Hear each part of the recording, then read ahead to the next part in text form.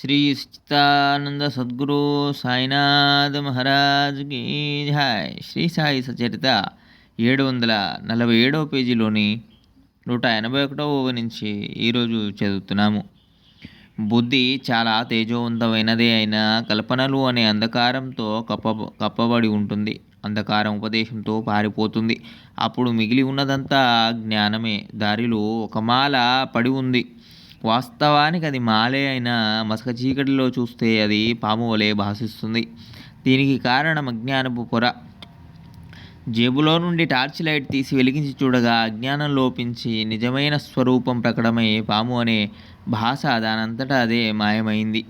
అందువలన అజ్ఞానం వలన కలిగే అపాయాన్ని ఉపదేశం అనే ఉపాయంతో తొలగించుకోవాలి. దాని కొరకు జ్ఞానులు తమ శరీరాన్ని అరగదీసి అసలు అజ్ఞానం అంటే ఏమిటో ఉపదేశిస్తారు. ప్రస్తుత ప్రపంచంలో ఉండి ఆయా సందర్భాలలో అనుభవించే మంచి చెడులు పూర్వపు అజ్ఞానంతో చేసిన కార్యాల ఫలితాలు అని ముందుగా తెలుసుకోవాలి.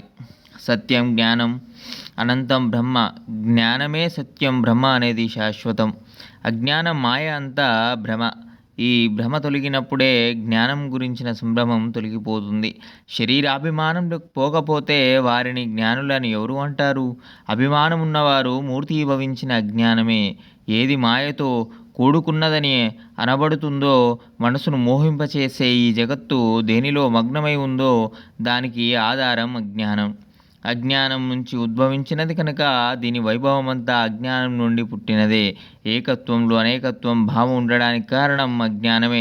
మసక చీకటిలో దారిలో పడి ఉన్న త్రాడు పాములా భాషించగా చాలా భయం కలుగుతుంది. సర్పాభాష కేవలం అజ్ఞానం వలననే. ఆ అజ్ఞానం జ్ఞానాన్ని కప్పేసింది. ఈ అజ్ఞానం తొలగిపోతే మనసు నిర్భయం కాదు. ఒకరి కళ్ళకు పూలమాలలా, మరొకరికి కర్రలా కనిపించినా అదంతా భ్రమే. విద్య జ్ఞానం వలన కలిగే భ్రాంతి. వేదాలలోని వచనాలను అనుసరించి ఆస్తిక్య బుద్ధి కలిగి శ్రద్ధగా ప్రవర్తించేవారే బ్రహ్మజ్ఞానానికి అర్హులు. నాస్తికులు జన్మజన్మాలకు అధికారులు కాలేరు. ఈ విశ్వం విపరీత దృష్టితో చూసే వారి భ్రమ కారణంగా నామరూపాలతో కనిపిస్తుంది. వారికి జనన మరణాల క్రమం తప్పదు. అజ్ఞానులకు బ్రహ్మతత్వం అంతుపట్టనిది, కానీ అది అధికారులకు సుగమంగా బోధపడుతుంది. ఇక్కడ వేద పాండిత్యం లేదా ప్రవచనాలు పనికిరావు.